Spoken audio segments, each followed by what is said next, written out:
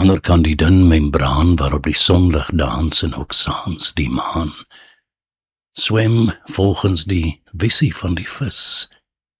Die naaldekoker blink en rats. Hy is met sy vlerke nes vinne wat roei in lig. Deurdrink van son in sy eie water. Lig. En besonders vis. Hy is optydelik en hy dagend fyn. Dans hy op die grens van die forelse sein. Gekoggel dus spring nes 'n gedagte ons blink forel deur sy ganske wêreld se silwervel. Plons buiten nissig swaar terug, hy het veel gewaag deur 'n ander water op te daag.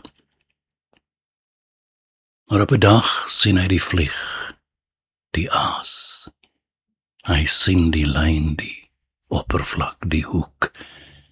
Hy haas om na daai hoek wat vet en honger hang, want verspronge is die flink forel nooit bang.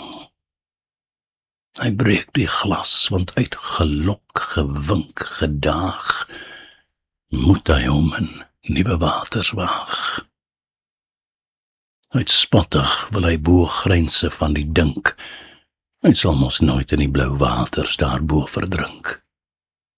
Hy breek die speelhuis ander kant, die hoek hak in sy kies.